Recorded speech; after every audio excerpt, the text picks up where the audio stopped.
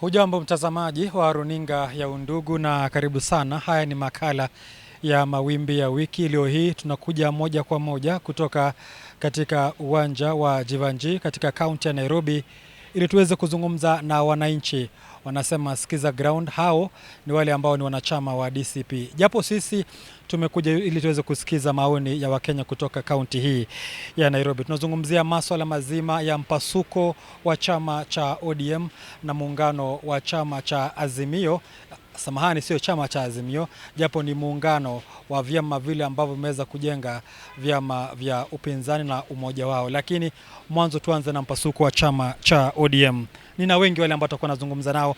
Nianze nawe ndugu Kiberenge. Mwanzo siku ni ya Alhamisi mwendo wa saa 5 hivi Edwin Sifuna akazungumza, na siku ya Jumatano alikuwa ameweza kutemwa kama katibu mkuu wa chama cha ODM. Jambo kama hilo ulilolisikia kama Mkenya wa kawaida, ulisikia vipi? Kama Mkenya wa kawaida na kama mwanachama wa chama cha ODM, niliona ni pigo kwa demokrasia ambayo Raila alipigania, kwamba mtu hafai kutoa maoni yake katika chama. Unajua zile vyama zinakuwa, ukiona chama kama cha ANC cha Afrika Kusini, chama kama CCM cha Tanzania, chama kama cha Republican ya US na Democrats, ni vyama ambazo zimekuwa kwa sababu ya kukubali tofauti ya maoni ndani yake. Na Raila alikuwa anajua hivyo. Ndio kwa sababu Raila, watu walipokuwa wanasema toa Sifuna, alikuwa anawakataza lazima kukuwe na tofauti ya maoni ndani ya chama. Raila alikuwa anataka ODM ikuwe kama CCM, ikuwe kama chama cha ANC ya South Africa. Lakini zile vyama ambazo ukufa ni vyama ambazo hazikubali maoni ya ndani. Sifuna anaondoka, Catherine Omanyo anaingia. Replacement ya Catherine Omanyo anaweza kazi ya Sifuna mwanzo. Catherine Omanyo ni nani? Nani anamjua? Simeona hata members wa ODM wote wanasema hata huyo hatumjui, na ametolewa wapi? Hatumjui. Unajua sio tu kazi ya katibu mkuu wa chama, haitaki tu ati bora kuwe na sura hapo. Ni nani ambayo unaweka? Raila alikuwa na sababu. Raila sio mjinga. Mbona Raila hakupatia Kaluma? Mbona hakupatia mtu mwingine? Mbona akapatia kijana mdogo Sifuna? Because it is a position that needs technical expertise. Technical expertise. Mtu ambaye anafahamu sheria. Catherine Omanyo anafahamu sheria ya Kenya. Anafahamu hata katiba ya ODM. Mtu ambaye anajua policies, anaweza articulate policies na anaweza challenge policies za serikali. Watu ambao ndio mtu ambaye ukuwa katika hiyo nafasi. Ndio kwa sababu Raila alikuwa anapenda Sifuna kwa sababu ya hiyo. Shikili hapo. Tuzungumze na mzee wangu hapa. Edwin Watenya Sifuna aliyekuwa katibu mkuu wa chama cha ODM ameweza kuhudumu kama katibu mkuu wa chama hicho kwa miaka 8. Mwanzo ameweza kutemwa kama katibu mkuu.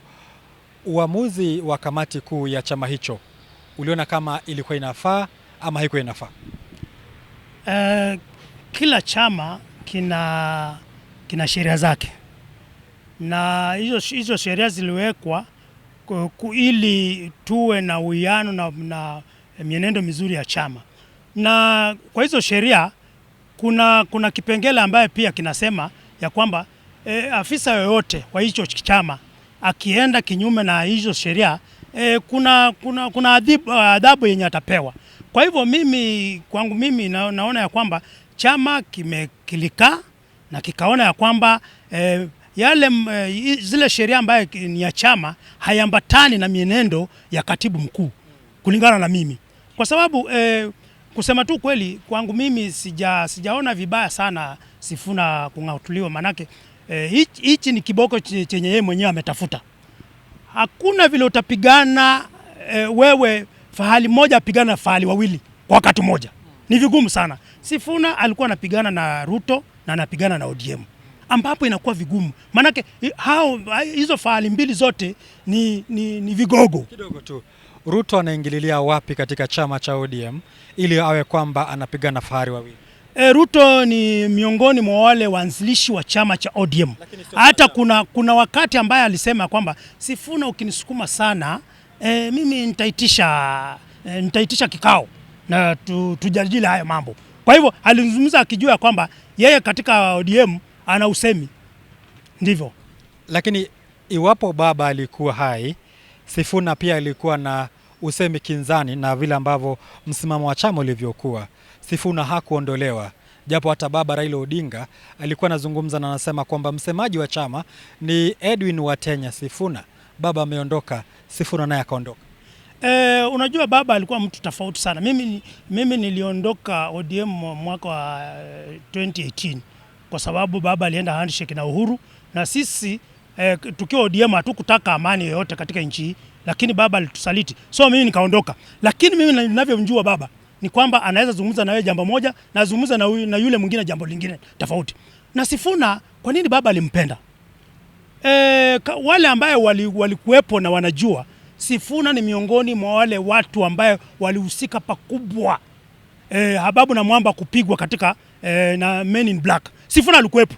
Hapo ndio baba alianza kumulika Sifuna. Hata wakati alianguka nomination kule Bungoma Kandui, ndiposa aliitwa kutoa chape kwa line Sifuna ingie. So sisi tunajua Sifuna kwa nini alikuwa anapendwa na baba. Ndivyo.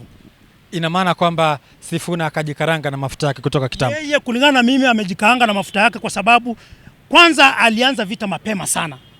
Sifuna angekaa kwenye ODM atulize, aangalie vitu zinaendaje, ndipo angoje muda kama miaka miwili moja na nusu imewadia, alafu achomoe kisu chake. Lakini yeye alinoa kisu mapema, kila mtu akamuona.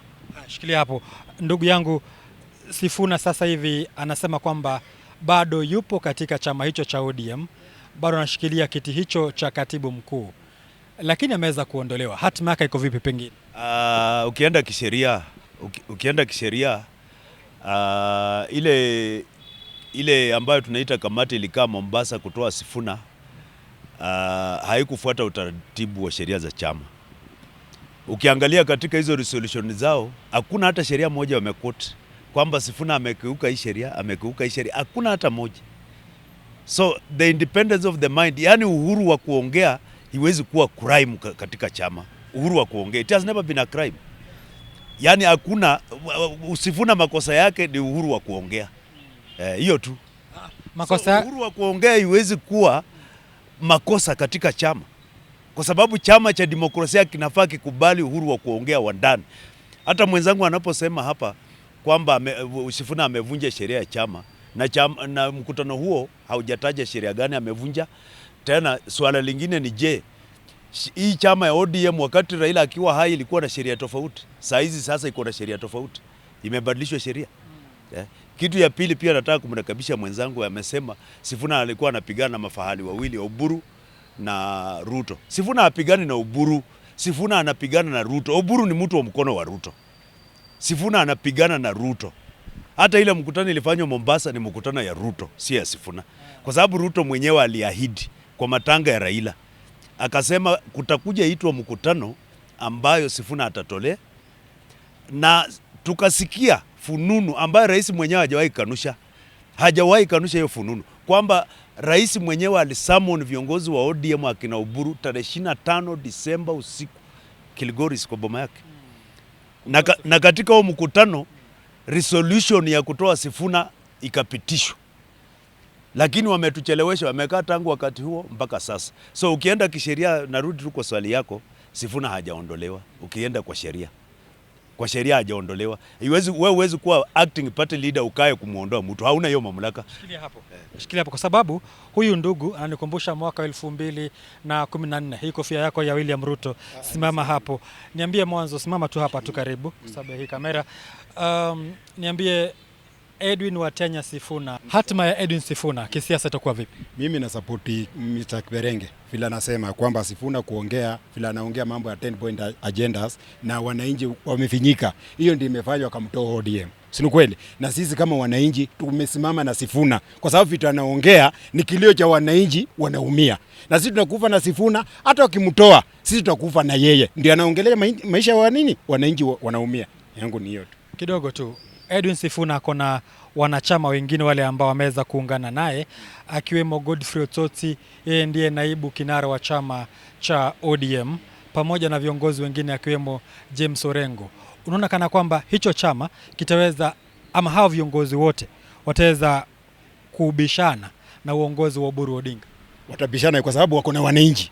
Ukiangalia Osot, ukiangalia Sifuna, wamerudi kwa wananchi kwa sababu wananchi ndio wanajua maslahi ya wananchi vile wako. Kwa sababu ukiangalia Oburu alibeba chama akapeleka kwa UDA because of money, alinunuliwa na Ruto. Na sisi tunapinga vitu kama hiyo kwa sababu sisi tulikuwa wana ODM na tuna support Sifuna vitu anaongea kwa sababu anaongea hizo vitu ndio maana wamemtoa ODM. Yangu niyo. Shikilia hapo ndugu yangu, mzee wangu. Hilo tu swali tu bado. Edwin Sifuna, Babu Owino, Gavana James Aggrey Orengo wana uwezo wa kuweza kumenyana na viongozi akiwemo Junet Mohamed na kijana youth leader Oburu Odinga? Kwanza kabisa nikianza na James Orengo. James Orengo kuni imewekwa kwenye moto. Hivi karibuni tu utapata kwamba kuna impeachment ambayo itatokea kule Siaya. Mimi hiyo natabiri kwa sababu James Orengo ana vita mbili. Kwanza, James Orengo hajawahi campaign hata Siaya. Na uchaguzi kuitwa, James Orengo ataenda nyumbani, kitu cha kwanza. Kwa hivyo hata kuwa na nguvu ya kusukuma hilo gurudumu na hawa vijana kina Babu Owino na kina Sifuna. Kwanza hii mambo ya Sifuna, watu wengine kama kina Osoti, kina Hamisi, mimi niko na hakika kwamba watapiga hatua 2-3 nyuma. Kwa sababu wanajua kwamba ile sahani ambayo walikuwa wanakula wanaenda kupokonywa. Hamisi tayari ashapokonywa sahani yake ya kamati kwenye bunge. Kwa hivyo hawa hatakuwa na hawatakaa na Sifuna. Sifuna atapigana vita yake labda na Babu Owino. Lakini hawa wengine mimi sidhani kama watakuwa na yeye 100%. Watakuwa waoga sana. Kiberenge, hilo tu swali tu, hilo tu bado. Edwin Sifuna wameweza kuungana na viongozi wale wengine. Inaonekana kama kuna mpasuko wa vyama wa wanarika. Kuna wale ambao ni vijana, wengine ni wazee. Wazee wataweza kuwapiku vijana kivita katika kisiasa. Unajua hii sio mashindano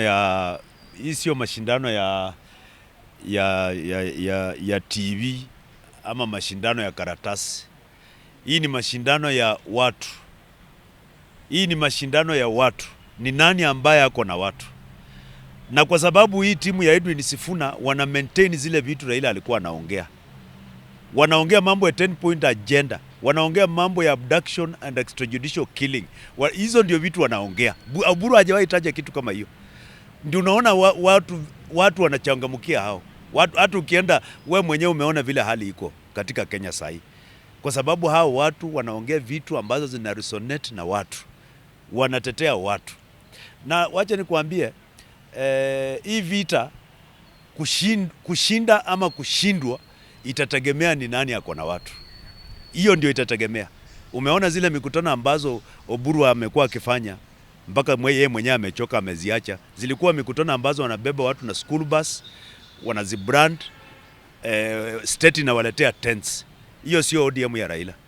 ODM ya Raila ni hii mkutano ambayo Sifuna amefanya. Unatangaza tu siku na saa, umobilize watu wajilete. Akafanya Kawangware, ameenda amefanya Busia. Hiyo ndio sasa ODM ya Raila. Yes, Jumapili yako Kitengela. Hautaona pale school buses zimebeba watu. So wewe unajua mahali ODM iko. You know mahali spirit ya Raila iko. Winnie Odinga sasa ameweza kuonekana kama ameweza kuingia katika ule mrengo ule ambao ni wa akina Sifuna. Pengine anaongeza mafuta gani katika ule mrengo? Winnie Odinga angependelea legacy ya baba yake iendelee. Na ameangalia katika hizo mirengo mbili, akaona ni nani ambaye anaongea lugha ambayo baba alikuwa anaongea. Baba alikuwa anaongea lugha gani? Baba alikuwa anaongea against corruption. Alikuwa anaongea against unyanyasaji wa watu. So Winnie Odinga ameangalia akaona mrengo ya kina Oburu, hii mambo ya unyanyasaji ya watu ya corruption, hii mrengo yao haijawahi taja, haiongelei. Tena ukiongea hiyo wanakuambia hapana, unaharibu. So akaona wale watu ambao wanaendeleza legacy ya baba yake, wale watu ambao wanaendeleza legacy ya baba yake ni mrengo wa kina Sifuna. Wanaongea lugha ambayo baba yake alikuwa anaongea. Haya, shikilia hapo kwa sababu mzee wangu tumeweza kuona sasa hawa viongozi wote wale ambao wameweza kuungana. japo inanikumbusha wakati ule ambao ni mwaka 2016 baada ya Ababu Namwamba kuweza kuondolewa mamlakani kama katibu mkuu wa chama hicho, na kutoka wakati ule hajaweza kuchaguliwa tena katika kiti cha kuchaguliwa, japo sasa hivi yeye ni balozi. Unadhani huo ndio mwendo ambao pengine Sifuna ataweza kuenenda? Kwangu mimi, kwanza kulingana na mimi, Sifuna sahi ako na ngazi ya kukwea ama mlima, kwa sababu cha kwanza lazima atatafuta chama cha kusimama nayo, na chama yenye anaweza simama nayo huenda anaweza simama labda na Jubilee, na itakuwa vigumu iwapo anapania kurudia awe senator. Itakuwa vigumu sana, manake line kulingana na yale madai ya United Opposition kwamba Nairobi kiti cha senator na governor ni chao, yale madai ambayo yalitolewa. Kwa hivyo Sifuna akija na Jubilee atasimama kiti gani? Mimi ningepatana na Sifuna ningemuadvise hivi: Sifuna kiti nzuri ambaye anaweza pata kwa haraka Nairobi ni ubunge. Akienda Westlands ama Mathare, kwa sababu amekubalika na vijana, anaweza pata hicho kiti bila wasiwasi. Lakini hichi kiti ambaye anataka cha senator hapa Nairobi kitakuwa kizungumkuti kwake, kwa sababu yeye kidogo ndio aweke kwenye nafasi, itakuwa ni vigumu kulingana na mpangilio wa vyama. Lazima aunde chama chake kwanza. Bure ODM haitampa tiketi kwa sababu ashangatuliwa tayari. Kidogo tu, kwa sababu baada ya Sifuna kuondoka kuna wale ambao wanasema kwamba Sifuna ameweza kuondoka na upande mmoja wa chama cha ODM. Hatima ya chama hicho cha ODM kesho yake pengine iko vipi? Kwa sababu hadi kufikia sasa baba Raila Amolo Odinga hayupo. Wanasema baada ya Jubilee baada ya rais mstaafu Uhuru Kenyatta kuweza kuondoka mamlakani, Jubilee hadi kufikia sasa ina wabunge chini ya 30 kama sikosei. Unadhani kama ODM itakuwa na ule umaarufu baada ya Sifuna kuondoka na wakiungana na chama cha UDA? Tayari ODM imeshatoa kiboko, na hawa Kenya ni wale tu. Ikifika kwenye bunge ama Senate, wa Kenya ni wale. Ni watu wa kugeuzwa, kuingia kwenye corridor, wanaongeleshwa na wanakuja kupiga kura vyenye wanataka. Kwa hivyo saa hii Sifuna ataondolewa kamati. Tayari ashapokonya uwezo yule alikuwa nao wa chama, maana alikuwa kama waziri akiwa kwenye chama cha ODM. Sifuna amekuwa akipata mishahara kama 3-4. Sasa saa hii hizo mishahara hatapata, atakuwa na mshahara wake wa Senate. Kwa hivyo huu Sifuna kuanzia saa hii itabidi sasa kama kuna ufununo ya kwamba Jubilee ilikuwa inamuunga mkono, ategemee mkuu wa Jubilee kwa movement zake zote. Kwa hivyo vitu za kwenda bunge ama Senate, hizo mwananchi wa kawaida yule ambaye analilia Sifuna hata kuwepo. Lakini mamangu, karibia tu hapa hivi, uniambie hivi, wewe ukiwa kama mwanamke, kwa mara ya kwanza chama cha ODM kimeweza kuweza kumchagua ama kuweza kumteua mwanamke wa kwanza, japo ni katika kama kaimu katibu mkuu wa chama, Catherine Omanyo. Mwanzo nahisi vipi ataweza kazi ya Sifuna kwanza? Kitu cha kwanza, mimi si mwanasiasa. Nataka kuongelea kuhusu vile nchi yetu ilivyo. Kufuatana na chama vile maneno yanaendelea ya ODM, mjue mwenye ODM alikufa. Na zaidi ya yote hiki kitu kinafanyika kwa hii chama ni spiritual. That is, ile ndio kitu yenye naona sana. Mtu akisha kufa anakufanga na utajiri wake. Sasa hata huyu atokezee hawatokezei kwa sababu ni kupenda kwao. Ni ile roho ilikufa ndio inawatawanisha. Na wasipoangalia mzuri, hiyo chama inaenda kukufa kabisa, because mwenye chama alikufa. Kila mtu atainuka na roho yake ya kusema nataka hivi. Lakini ile kitu mimi nataka nisimame mostly kwa watu wa Western. Mimi nimesema mimi si mwanasiasa. Mimi kitu ya kwanza, mimi ni mtu wa kanisa sana. Napenda sana watu wa Western na watu wa Nyanza. Tuache hizi vita ambazo tunapigana nazo. Kama serikali yenye iko tayari kutusaidia zaidi ya mimi kwanza. Kuna barabara huko kwetu Maragoli. mara nyingi tumekuwa na shida, lakini saa hizi kuna maendeleo nyingi sana kwa Waluhya kule. Sifuna na hao wengine wote wakuje pamoja, waelewane. Hata kama chama wataibomoa, waelewane, waone kama hii serikali yenye iko imalize ile shughuli ambayo inafanyika kule Western na Nyanza. Hiyo ndio kitu nataka kuona. Waache hizi vitu za kupigana ati ODM haivopeleki mahali. Wamepigana hivyo, Raila alisimama, kila mtu alikuwa anamuinamia akimpigia vile Sifuna anafanya, lakini hajawahi kuwa hata president. Sawa. Niambie hivi, Catherine Omanyo ameingia kama kaimu wa kwanza katibu wa chama cha ODM. Nadhani mwanamke kwa mara ya kwanza. Anaweza kazi? Anaweza kama atapewa nafasi. Because kitu na chenye mimi najua, hakuna mtu mwenye hawezi kazi kama anapewa nafasi. Na ile yani wisdom yake inatoka kwa sababu mkiwa na amani, mkiwa na peace, kila saa hizi unasema maswali yanapotea kwa sababu mtu mwingine akupatii peace. Hiyo ndio peace mtu anataka ili kazi iendelee. Asante sana mamangu. Karibia hapa ndugu, na uweze kuniambia hivi tu bado, iwapo Ototi wataweza kurejea pamoja na waweze kuungana na viongozi hao wengine, wataweza kuwa na bargaining power gani ya kuweza kubagain na chama cha UDA iwapo wote wataweza sasa kuelewana? Sasa hivi mpasuko ukiwa umeweza kuonekana. Yes. So kina Osoti na hii group yake, kile kitu tutapatia ni time. We need to see their strength, we need to see their mobilization skills, and we need to see something else that is not in this ODM that they are living. So before even we go to the negotiation, because they have yet to prove themselves, wacha kwanza tuone wao ni kina nani in terms of what do they bring to the table. Mwanzo, unadhani kuondolewa kwa Sifuna, kwanza nisikie maoni yako, kuondolewa kwa Sifuna hiyo ni hatua nzuri ODM ilifanya, ama kama vile ambao wanasema huku mtaani waliweza kublanda? Yes, it was long overdue. Because in politics, loyalty is a currency. If you are not loyal to a party, then you are not there. So to me, Sifuna is suffering because of a wrong decision. In politics, you also have to know jinsi gani utaanza vita, the magnitude of the war and the timing, and how are you going to end it. So Sifuna alianzisha vita, mimi naona ile vita Sifuna alianzisha, it is just wrong timing. So to me, minus Sifuna, ODM is still going to continue. Remember, Buru anasema ODM is going to form the government or shall be part of that is the objective of ODM. So to me, ODM is going to continue. And remember, we have come a long way. There was Pentagon na walitoka ODM ikabaki. Kulikuwa na masekretari wengi wametoka ODM ikabaki. And today we are trying to build ODM as an institution, not as a personal whatever. So to me, Sifuna akiondoka, ODM still is going to be. Sawa, nimekuambia umeze hili. ODM itaweza kuremain kama chama thabiti. Chama kile ambacho nilikuwa najaribu kuangalia udadisi wangu, walipokuwa naanza walikuwa na wabunge wengi sana. Kutoka ule mwaka wa 2007 hadi kufikia sasa, wanachama wa maendeleo wakiwa wanaweza kupungua.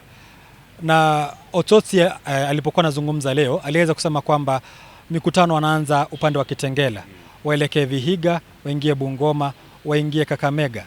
Unaweza kuelewa ile trend. Ni kama wanaweza kuelekea upande wa magharibi mwa Kenya.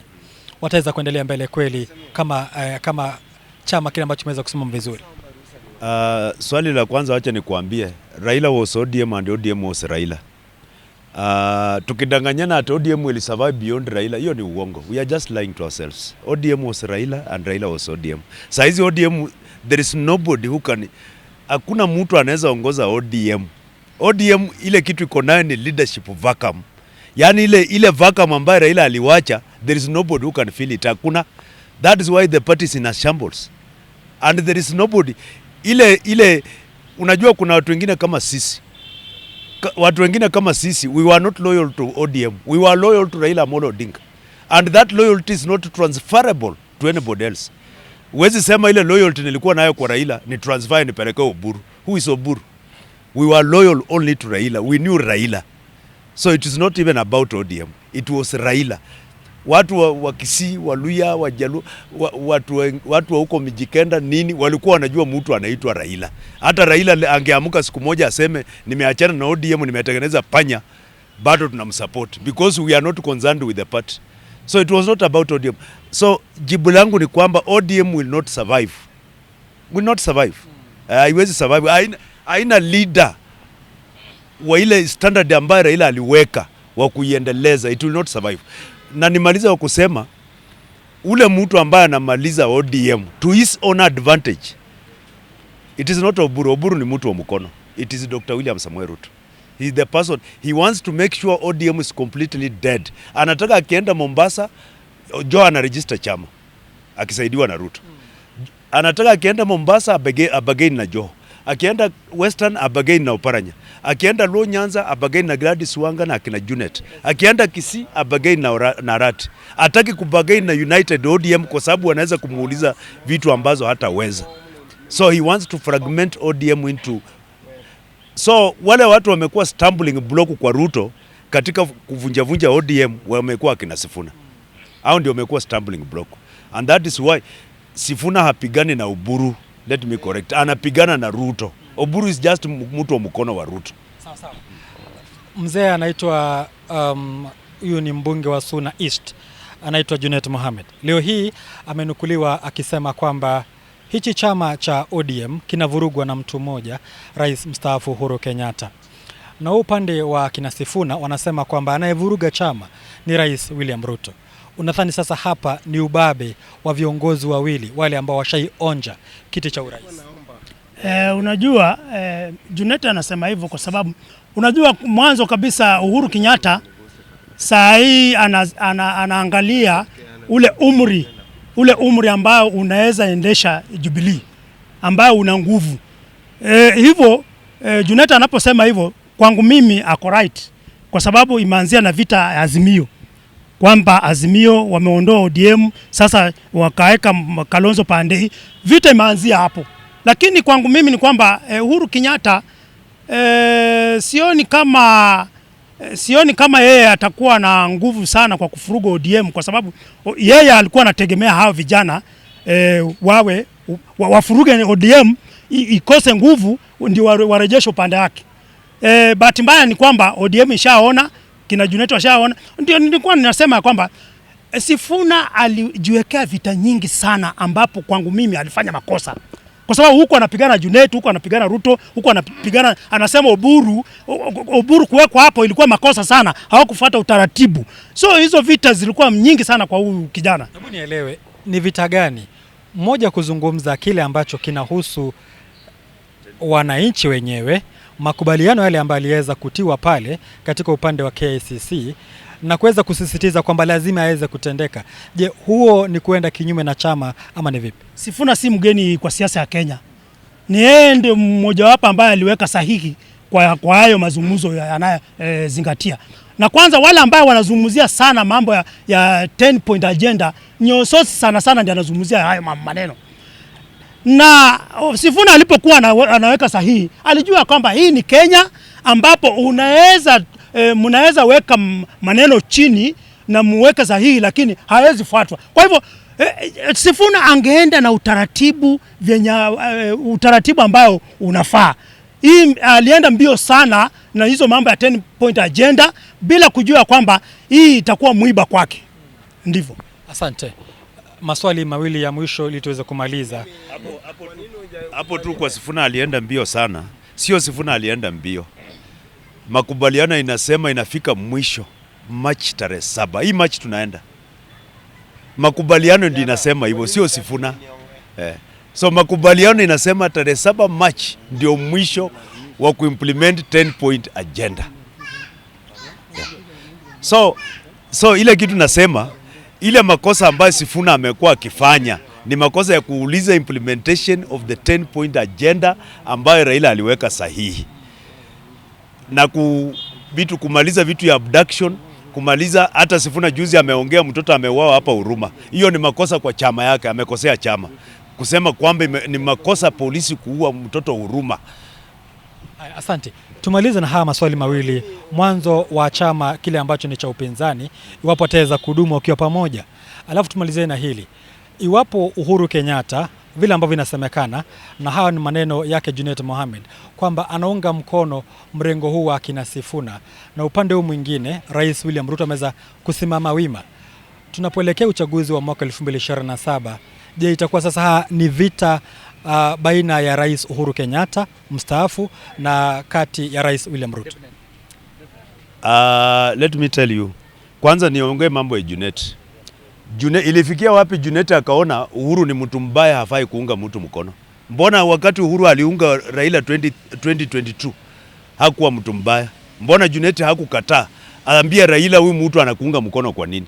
Imekuwaje? Ilifikia wapi Uhuru kuunga mtu mkono ikakuwa vibaya? Junet inafaa jibu hiyo swali. Kwa sababu Uhuru aliunga Raila mkono, Junet akasupport.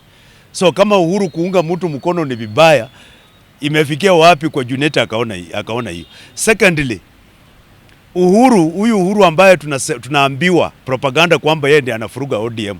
Uhuru akiwa rais, akiwa na power, commander in chief of the Kenya Defence Forces, alikuwa na uwezo wa kuharibu ODM.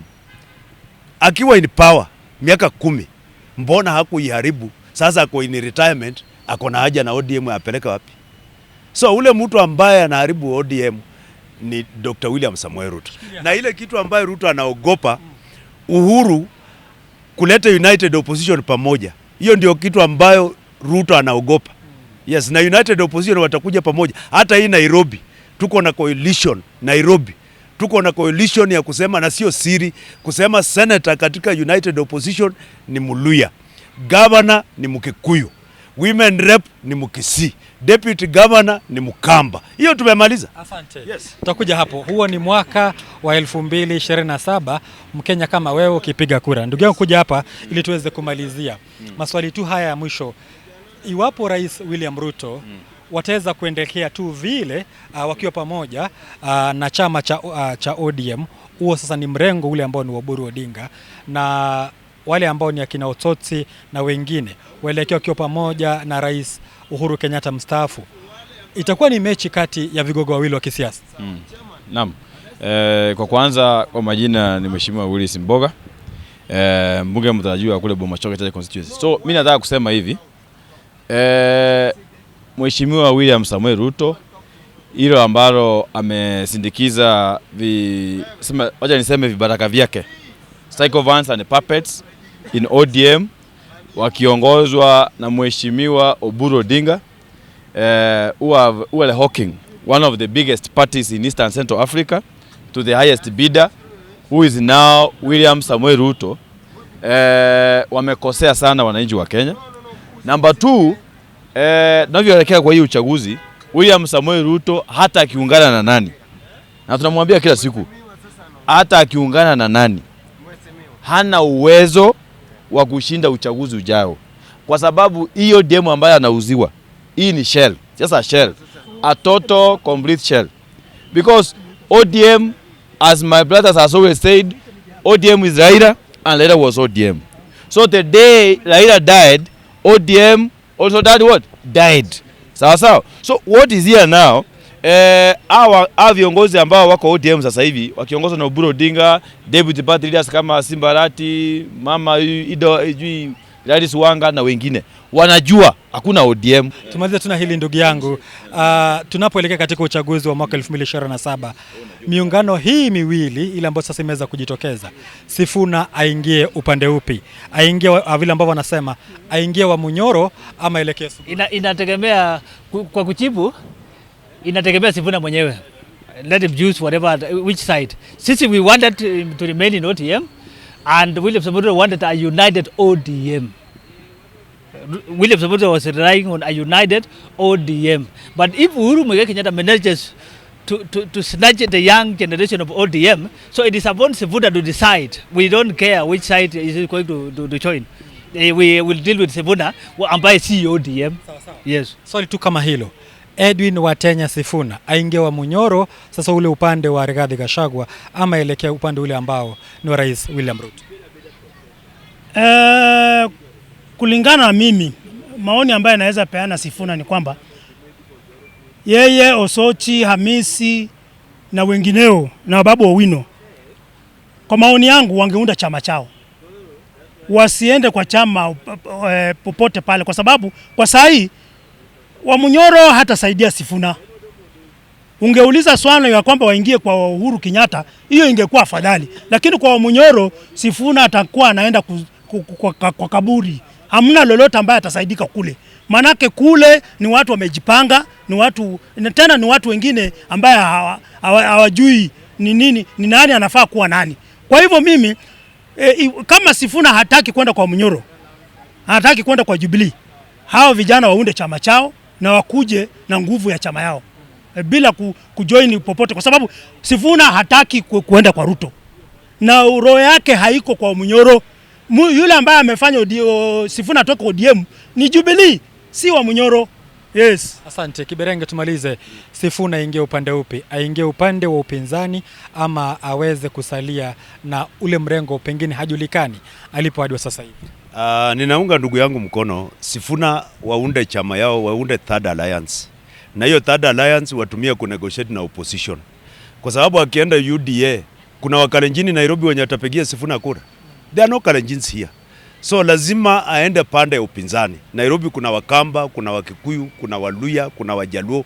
So aende upande ya upinzani. Hakuna Mkalenjin Nairobi atampigia kura akienda UDA. So hiyo ni ku waste time. So watengeneze third force, wa negotiate pande ya opposition. Asante. Tumekuwepo na mahojiano ya Wakenya katika kaunti hii ya Nairobi. Tumeweza kuzungumza mengi yale ambayo yanafungamana na muungano au chama hicho cha ODM na mpasuko wa chama hicho na vile vile upinzani na umoja wao. Mimi ni Zablon Macharia. Hadi wakati mwingine, kwa usiku mwanana. Kwaheri.